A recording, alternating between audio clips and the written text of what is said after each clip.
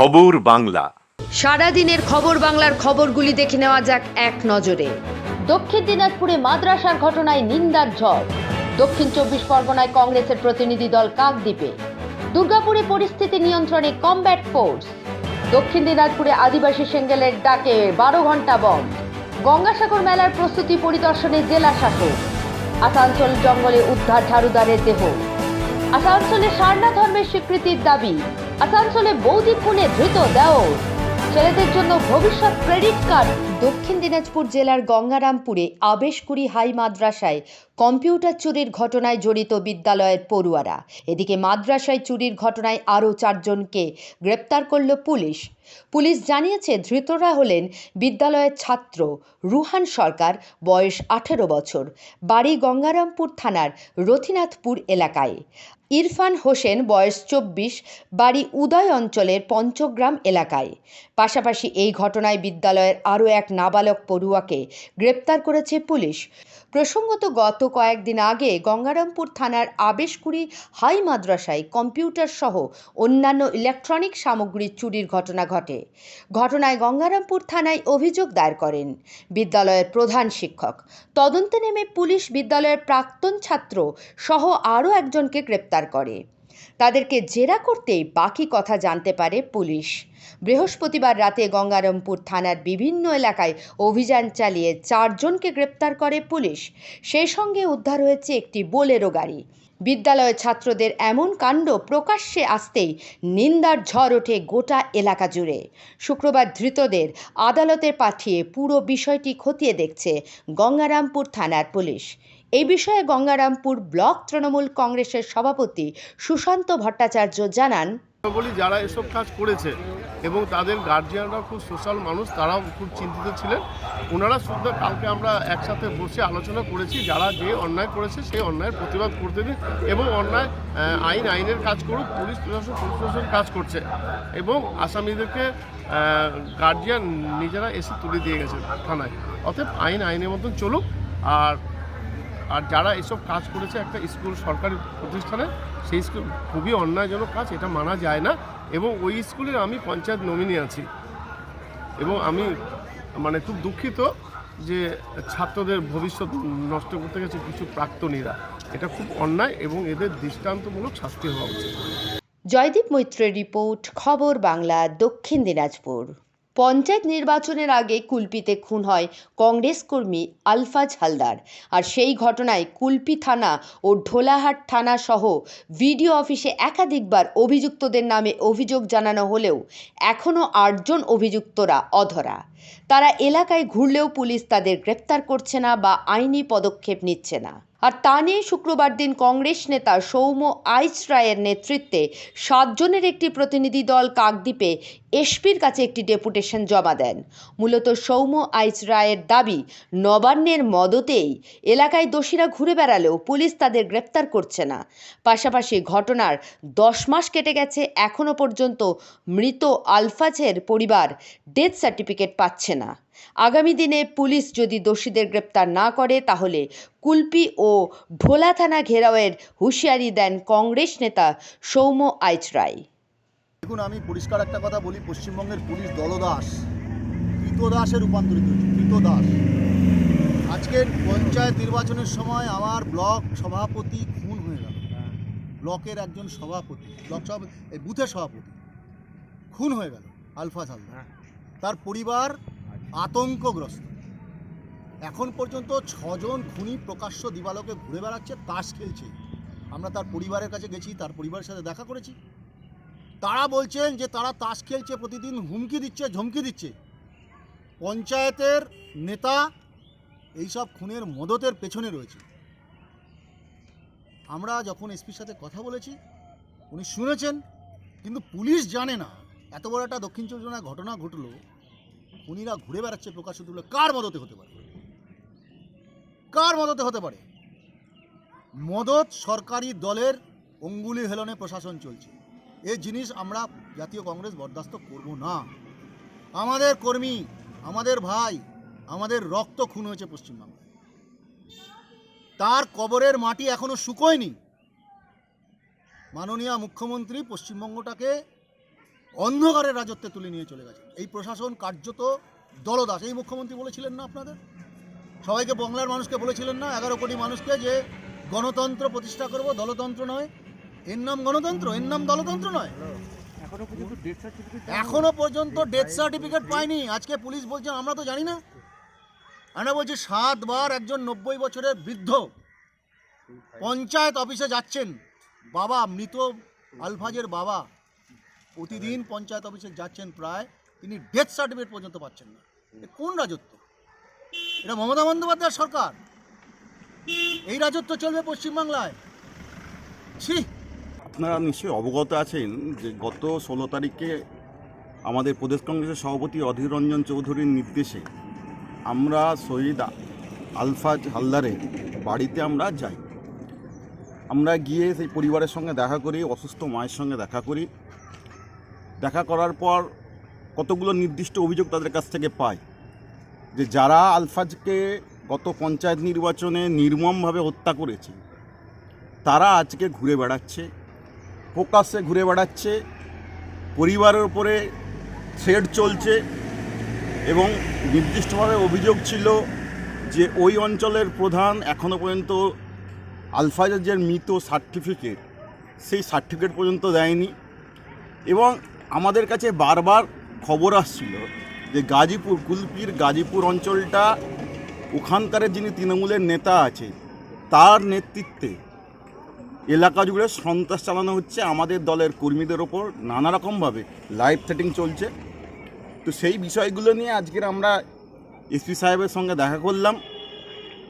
দেখা করার পর দীর্ঘক্ষণ ওনাদের সঙ্গে আলোচনা হয়েছে এবং আমরা আশ্বস্ত হয়েছি। উনি আমাদের বলেছেন যারা অপরাধী তারা ইতিমধ্যে 4 জন গ্রেপ্তার হয়েছে, তারা জামিনে মুক্ত হয়েছে। আবার 8 জন যে এখনও পর্যন্ত গ্রেপ্তার হতে বাকি, তাদের নামে ওয়ারেন্ট আছে, তারা গ্রেপ্তার হবে। এবং আমরা অত্যন্ত ওনার কাছে কৃতজ্ঞ যে ওনাকে এই কথাটা বলার সঙ্গে সঙ্গে যে সার্টিফিকেট পায়নি, উনি সঙ্গে সঙ্গে স্থানীয় যে নেতৃত্ব প্রশাসন আছে তাদের ফোন করে উনি যাতে দ্রুত সার্টিফিকেট দেওয়া যায় তার ব্যবস্থা করেছেন।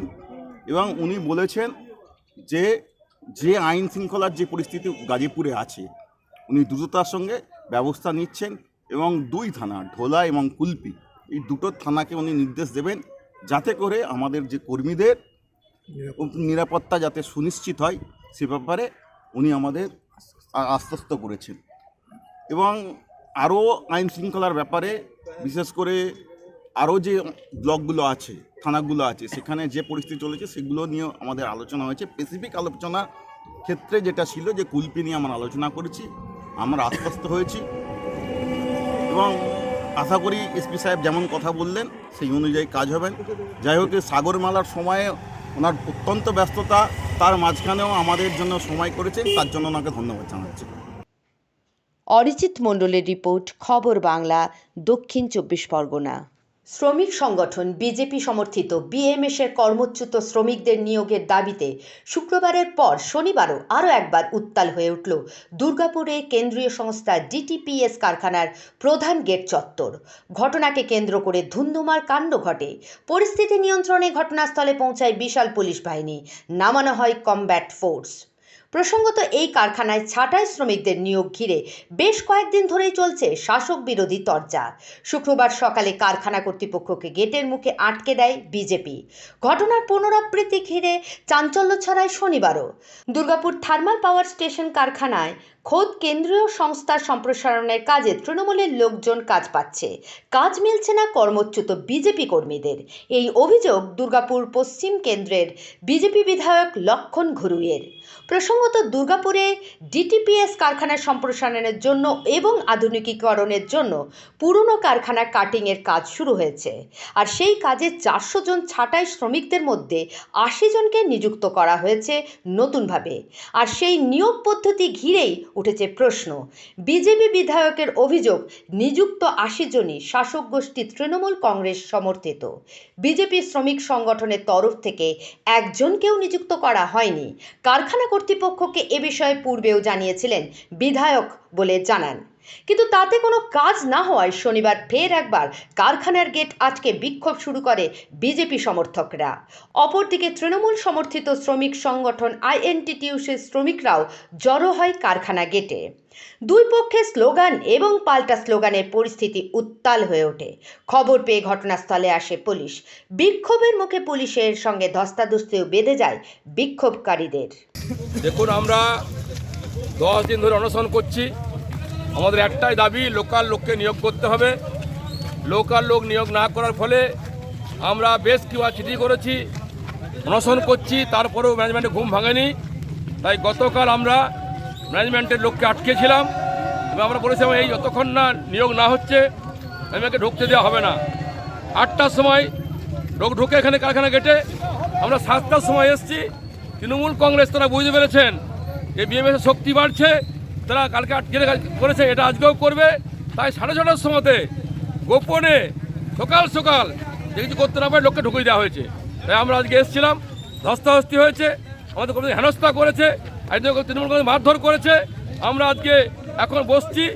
গতকাল আমরা যে ঘটনা ঘটেছে তারা পুনরাবৃত্তি না হয়, আমরা চাই এখানে লোক ঢুকতে হবে, নিয়োগ করতে হবে, না হলে আমরা এক পা পিছনে হব না।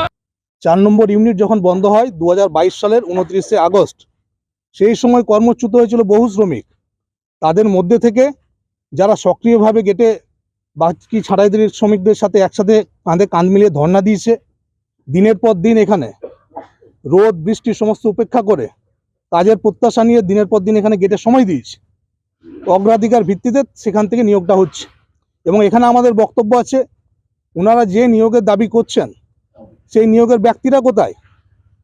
যদি ওনাদের কোনো দাবি আছে সেই নিয়োগের ব্যক্তিটিকে প্রকাশ্যে আনা হোক, আমরাও দেখি তাদের কতটা, আমরা যে মান নির্ধারণ করেছে ম্যানেজমেন্ট সেই মানে তারা কতটা ওখানে কি বলবো, ওই জায়গাটাতে তারা কতটা ভ্যালিড কতটা হচ্ছে সেটা এখন দেখার আছে। কাঞ্চনের রিপোর্ট, খবর বাংলা, দুর্গাপুর।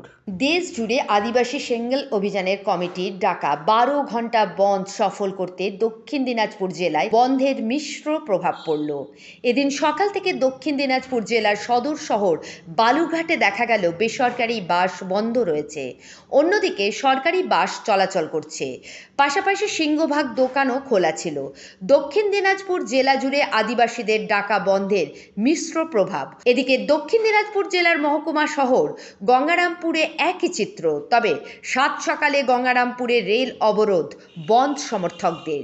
শনিবার গঙ্গারামপুর রেল স্টেশনে কলকাতাগামী তেভাগা এক্সপ্রেস রেল অবরোধ করে বন্ধ সমর্থকেরা, যার জেরে সমস্যায় পড়ে শতাধিক রেল যাত্রী।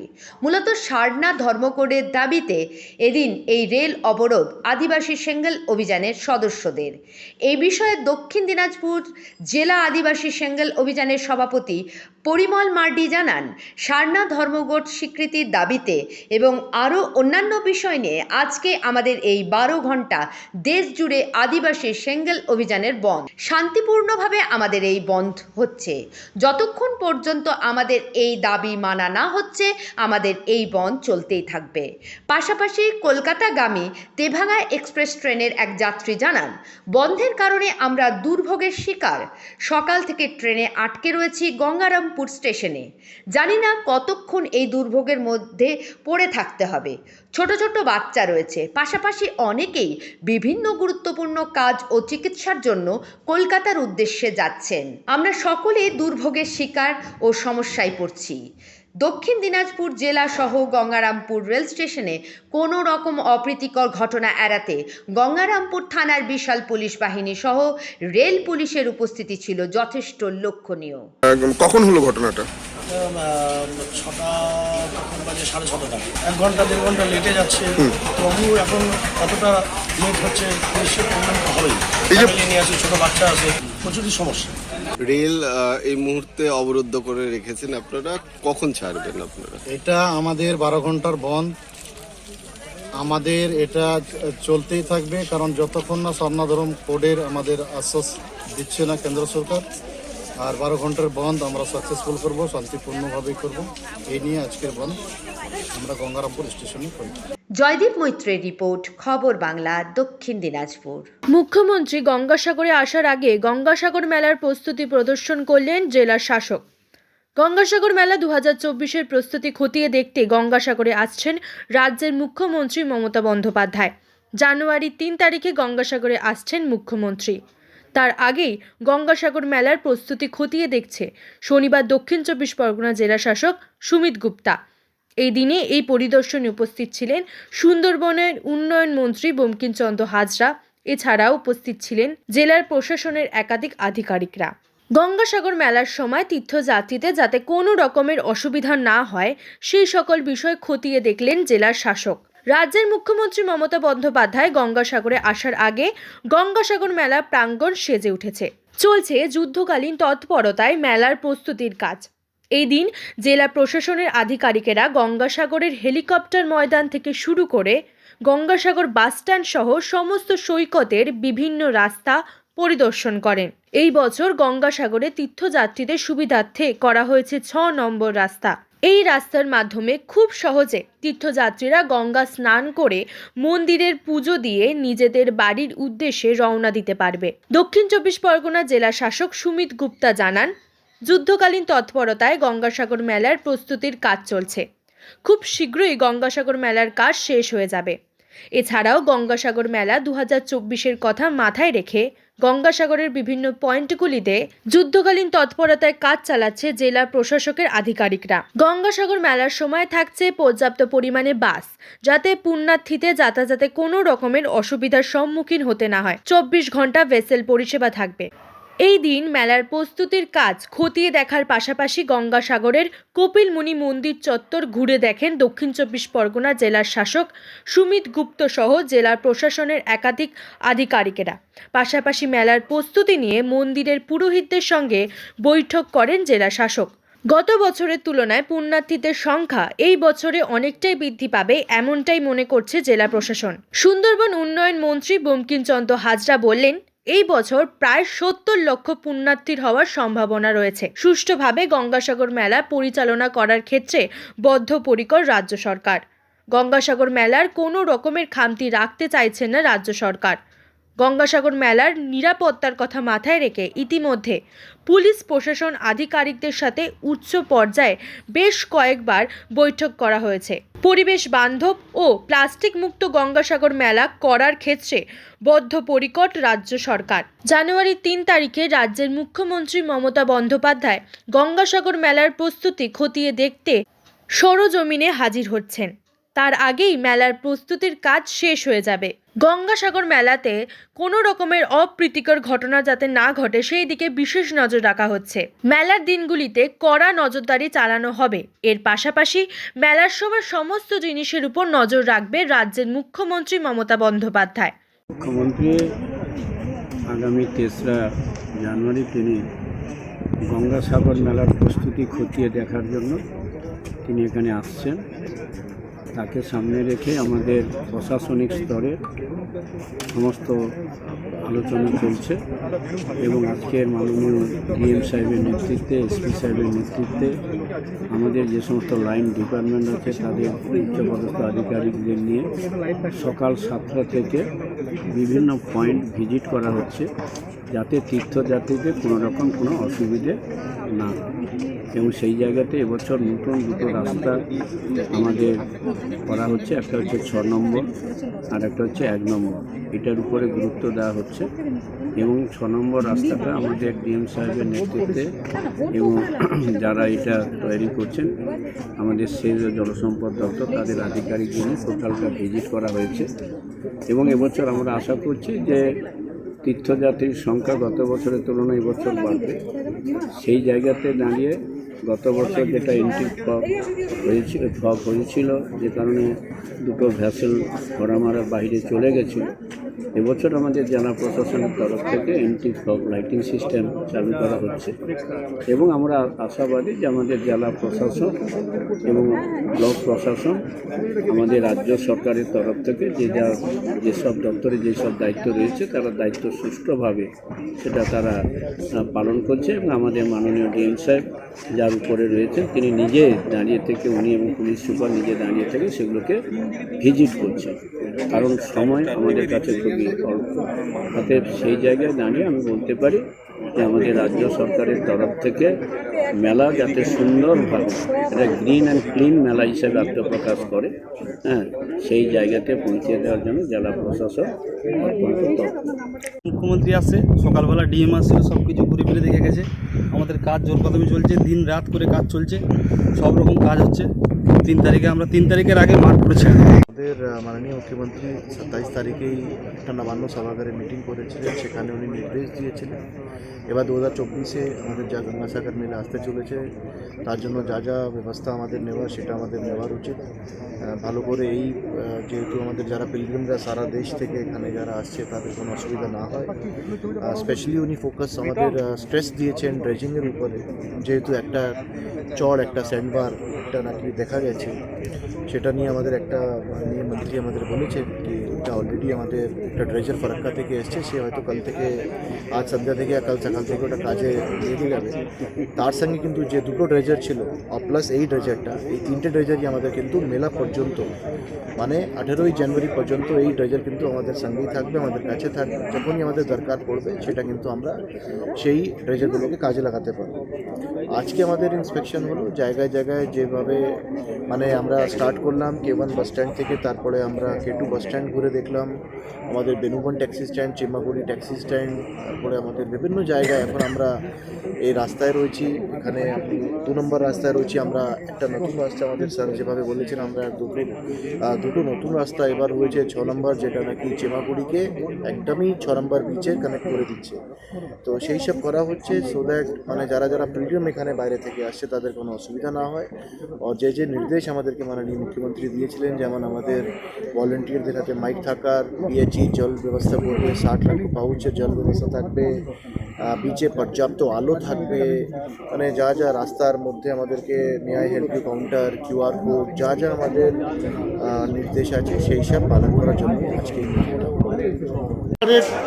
মাননীয় মুখ্যমন্ত্রী শ্রীমতী মমতা বন্দ্যোপাধ্যায় তিনি গঙ্গাসাগর মেলাকে 2011 সাল থেকে যে পাখির চোখে দেখছেন, এই মেলা রাজ্য সরকারের আর্থিক যে ক্ষমতা সেই ক্ষমতার মধ্যে সীমাবদ্ধ না থাকার কারণে আমরা চাইছি যে এই মেলাটাকে জাতীয় মেলা হিসাবে পরিগণিত করার জন্য বারবার বাংলার মাননীয় মুখ্যমন্ত্রী তিনি চেষ্টা করেছেন, কেন্দ্রকে বলার চেষ্টা করেছেন, কিন্তু সেই চেষ্টার মধ্যে দিয়ে কোনো রকম কেন্দ্র কর্ণপাত করেনি। তাই পরিবেশ বান্ধব মেলা হিসেবে এই মেলাকে পরিগণিত করে আর ইউনেস্কোর মধ্যে দিয়ে আমরা ন্যাশনাল যে একটি ফেয়ার বা জাতীয় মেলা, সেই জাতীয় মেলা হিসেবে গড়ে তোলার লক্ষ্যে আমরা আজকের একটা সচেতনতা শিবির করলাম। গঙ্গাসাগর থেকে রবীন দাসের রিপোর্ট, খবর বাংলা। আসানসোল ও হীরাপুর থানা এলাকার জঙ্গলে উদ্ধার হলো কুলটি থানা এলাকার এক ঝাড়ুদারের দেহ। তথ্য অনুযায়ী নিহতের নাম সাধন বাউরি। স্থানীয় লোকজনের তথ্যের ভিত্তিতে হীরাপুর থানার পুলিশ ঘটনাস্থলে পৌঁছে দেহটিকে উদ্ধার করে ময়না তদন্তের জন্য আসানসোল জেলা হাসপাতালে পাঠায়। সাধনের পরিবারের সদস্যদের অভিযোগ তাকে খুন করা হয়েছে। তদন্তকালে পুলিশ দুজনকে আটক করেছে।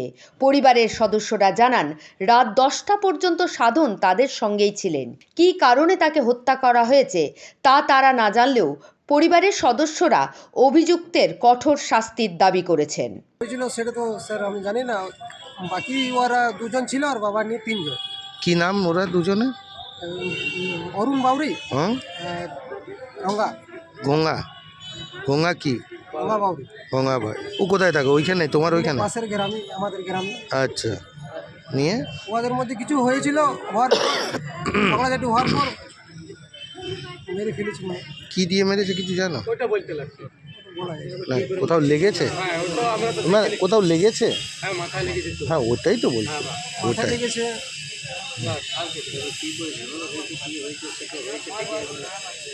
তোমরা এখন কি চাইছো? ওরা ধরা পড়েছে? ওরা কি ধরা পড়েছে? এসছে, আচ্ছা। ক্যামেরায় সিকান্দারের সঙ্গে লালবাবু রিপোর্ট, খবর বাংলা, আসানসোল। সারনাথ ধর্মের স্বীকৃতির দাবি প্রসঙ্গে হরতাল ঘোষণা করা হয়। আসানসোল রেলওয়ে বিভাগের কালীপাহাড়ি রেল স্টেশনেও সারনাথ ধর্ম কোড বাস্তবায়নের দাবিতে আদিবাসী সম্প্রদায়ের দ্বারা একটি বিক্ষোভ অনুষ্ঠিত হয়। এই বিক্ষোভ চলাকালীন উপজাতি সম্প্রদায়ের লোকেরা আসানসোলের কালীপাহাড়ি রেলওয়ে স্টেশনে ট্রেন অবরোধ করে এবং সারনাথ ধর্ম কোড কার্যকর করার দাবি জানায়। পরে আরপিএফ আধিকারিকরা আদিবাসী সম্প্রদায়ের লোকদের বুঝিয়ে রেলপথ খালি করায়। এই সময় হাওড়া নয়াদিল্লি রেলপথ কয়েক ঘন্টা ধরে ব্যাহত হয়। जोहार 30 दिसंबर 2023 हमारा राष्ट्रीय नेता सालखंड मुर्मू उनकी नेतृत्व में भारत बंद का ऐलान किया है और आज हम लोग पश्चिम बर्धमान आसनसोल कालीपहाड़ी स्टेशन में शांतिपूर्वक धरना प्रदर्शन सफल किए। हम लोग का कुछ डिमांड को लेकर आए हैं। हम लोग का पहला डिमांड है सरना धर्म कोड देना होगा। हम लोग प्राकृतिक पूजक हैं। हम लोग का पूजा, हम लोग का श्राद्ध, हम लोग का शादी एकदम अलग तरह का है जो किसी धर्म से मैच नहीं करते हैं। और हमारा भारत में 38% आदिवासी थे जो घटकर आज को डेट में 26% हो गया है। मतलब हम लोग का ऊपर पूरा षड्यंत्र चल रहा है या जबरन हम लोग का धर्म परिवर्तन किया जा रहा है। जैसे कोई क्रिश्चियन बना देता है, कोई हिंदू बना देता है, कोई मुस्लिम बना देता है। इसी तरह करके हम लोग को आदिवासी को पूरा नष्ट कर रहा है। और 2011 में हम लोग का जनगणना में 50 लाख से अधिक सरना धर्म लिखे हैं। और एक तरफ देखा जाए कि 44 लाख जैन धर्म वो लोग को मिल गया, लेकिन हम लोग को क्यों नहीं मिलेगा? इसीलिए सरकार से अनुरोध है हम लोग को सरना धर्म देने का काम करें। दूसरी डिमांड है हम लोग का झारखंड प्रदेश में पहला राजभाषा संथाली भाषा किया जाए और संथाली राष्ट्र बनाया जाए। ব্যুরো রিপোর্ট, খবর বাংলা, রানীগঞ্জ। আসানসোল দক্ষিণ থানার অন্তর্গত দিলদারনগর এলাকায় এক অবাক করা ঘটনা সামনে আসে। দেওর আর তার বৌদিকে খুন করে বলে সন্দেহ করা হয়। পাড়া প্রতিবেশীদের অভিযোগ, সন্ধ্যায় ধারালো অস্ত্র দিয়ে খুন করা হলো এক মহিলাকে যার নাম মণি। এই ঘটনার পর এলাকায় চাঞ্চল্য ছড়িয়ে পড়ে। স্থানীয় লোকজনের সহায়তায় পুলিশ ওই নারীকে জেলা হাসপাতালে নিয়ে যায়। সেখানে কর্তব্যরত চিকিৎসক তাকে মৃত বলে ঘোষণা করেন। স্থানীয় লোকজন জানায় পারিবারিক কলহের জের করে এই ধরনের ঘটনা ঘটেছে। কোনো বিষয় নিয়ে তাদের বাড়িতে ঝগড়া চলছিল। এই সময় ভগ্নিপতি মণি মণ্ডলকে ধারালো অস্ত্র দিয়ে কুপিয়ে জখম করে। এই হামলায় ওই নারী মারা যান। ঘটনার পর থেকে দেওর পলাতক। কিছুক্ষণ পর অভিযুক্তকে গ্রেপ্তার করে পুলিশ। আমরা চাইছি কি মানে এটা পুরো ফ্যামিলি মানে রেখছো, পুরো এইখানের ফ্যামিলি আর ওর শ্বশুর ঘরের ফ্যামিলি। কালকে ওর বাচ্চাগুলোকে মারা গেছে ওর শ্বশুর ঘর ফ্যামিলি। जो वाइफ मरा, जो लेडीज मरी, उनका पति का नाम है मंटू, तो बेचारा काम में है। उसका देवर भाभी शायद सोया हुआ था और घर का चक्कू को लेके गर्दन वर्दन जहाँ तहाँ मारा। हॉस्पिटल ले जाते जाते सुनते एक्सपायर कर गया। 2-4 दिन से झमेला चल रहा है, लोग घर में है ना, समझा रहे, कोई समझ नहीं रहा, अपने में पूरा मार देने, पीट देने, ये करेंगे वो करेंगे, है ना, यही बात है। आज दोपहर में मौका मिला, जिसे मार दिया। जो मारा उसका नाम क्या है? भोलू भोलू भोलू राउत। उसका तो उसका घर से आवाज आ रहा है चिल्लाने का। ये भैया अंदर गए थे तो आवाज जब आ रहा था, हम लोग जाके देख रहे तो पूरा गर्दन उर्दन सब काट दिया, माथा तो पूरा फाड़ दिया अस्तूरा मार के। मारने वाला लेडीज का ही देवर था। লালবাবু রিপোর্ট, খবর বাংলা, আসানসোল। মেয়েদের জন্য পশ্চিমবঙ্গের কন্যাশ্রী রূপশ্রীর মতন প্রকল্প রয়েছে। এবার এলো ছেলেদের জন্য যুবশ্রী রূপশ্রীর মতন প্রকল্প। ছেলেদের সুবিধার্থে আরও নতুন প্রকল্পের ঘোষণা করা হয়েছে, যার নাম ভবিষ্যৎ ক্রেডিট কার্ড। এই ভবিষ্যৎ ক্রেডিট কার্ড নামক নতুন প্রকল্পটিতে পশ্চিমবঙ্গের বিপুল সংখ্যক যুবক যুবতীদের উপকার হবে বলে মনে করছে রাজ্য সরকার। তাই রাজ্যের গ্রামীণ ও শহর এলাকায় আয় বৃদ্ধি এবং আরও কর্মসংস্থানের সুযোগ সৃষ্টির দিকে নজর দিয়ে যুবকদের স্বনির্ভর হওয়ার সুবিধা প্রদানের জন্য প্রয়োজনীয় ব্যবস্থা নেওয়া হয়েছে। 18 থেকে 45 বছর বয়সী যুবক যুবতীদের জন্য কম সুদে ঋণ দেওয়ার কথা ঘোষণা করা হয়েছে এই প্রকল্পের মাধ্যমে। 5 লাখ টাকা পর্যন্ত ব্যাংক থেকে আর্থিক ঋণ নিতে পারবেন ছোট বড় সব ব্যবসায়ীরা। কৃষকরাও এই ঋণের সুবিধা পাবেন। শুনেনি রানীগঞ্জ চেম্বার অফ কমার্সের চেয়ারম্যান रोहित खैतान এ ব্যাপারে কি বললেন। वेस्ट बंगाल भविष्य क्रेडिट कार्ड का यह कैंप रानीगंज चैम्बर में लगाया गया था, जिसमें कि जो हम लोग माननीय मुख्यमंत्री ममता बनर्जी का धन्यवाद देना चाहेंगे कि वो एक इतना सुंदर स्कीम लेके आई है छोटे और क्षुद्र व्यवसायियों के लिए, और उसी की जानकारी हेतु और उसके और इन्फॉर्मेशन डिसेमिनेशन के लिए कैंप लगाया गया था। এই যে হিসাবে লোনটা ডিজাইন করা গেছে, এখানে তো লাভ ছাড়া কোনো লোকসান তো আমরা দেখতেই পাচ্ছি না। ব্যবসায়ীদের জন্য 5 লাখ টাকা আর শুধু একদম মিনিমাম কাগজ দেখে আপনার প্রজেক্ট দেখে আর স্টেট গভর্নমেন্ট উদ্যোগ নিয়ে এই লোনটা স্যাংশন করে দিচ্ছে ব্যাংকের পিছনে লেগে, আর ব্যাংক এত সহজে লোন স্যাংশন করে দিচ্ছে, সাবসিডি অ্যামাউন্ট যা আছে এত সহজে ডিসবার্স হয়ে যাচ্ছে, আর ক্ষুদ্র ব্যবসায়ী যারা এমনি মানে লোন পায় না ওরা এখানে লোন পাওয়ার সুযোগ পেয়েছে। তো আমরা তো দেখছি এখানে প্রচুর বেনিফিট। আজ রানীগঞ্জ চেম্বার অফ কমার্সের সভাঘরে ভবিষ্যৎ ক্রেডিট কার্ডের আবেদনপত্র তুলে দেওয়া হলো ছোট বড় মাঝারি ও ক্ষুদ্র ব্যবসায়ীদের হাতে। এই অনুষ্ঠানে উপস্থিত ছিলেন রানীগঞ্জ ব্লকের BDO Subhadeep Goswami, Raniganj chamber of কমার্সের চেয়ারম্যান रोहित खैतान, সভাপতি অরুণ ভারতিয়া, জেনারেল সেক্রেটারি মনোজ কেশরী ছাড়াও উপস্থিত ছিলেন রানীগঞ্জের ছোট বড় ব্যবসায়ীরা। আমরা শুনে নেব রানীগঞ্জের ভিডিও শুভদীপ গোস্বামী কি বলেছেন। Medium to small business people के लिए एक बहुत ही अच्छी लोन स्कीम है, एंड इसकी मैक्सिमम लिमिट है अप टू 5 लाख और सब्सिडी मिलेगा 10%, subject to a maximum of ₹25,000। और इसमें खास बात ये है कि हैसल फ्री है, एडमिनिस्ट्रेशन पेपर वर्क में हेल्प करेगा, कोई सिक्योरिटी की ज़रूरत नहीं है, और इंटरेस्ट रेट रीज़नेबल है, बैंक टू बैंक वेरी करते हैं, but paper work minimal paper work है, और हम बैंक के साथ 1-to-1 कोऑर्डिनेट कर रहे हैं रिगार्डिंग एवरी केस। सो हम लोग पूरी कोशिश कर रहे हैं कि जल्द से जल्द सैंक्शन हो जाए। इसके लिए हमने बैंकर्स के साथ मीटिंग भी की। সমীরের রিপোর্ট, খবর বাংলা, রানীগঞ্জ। খবর বাংলা, খবরের খবরদারি। শুভরাত্রি।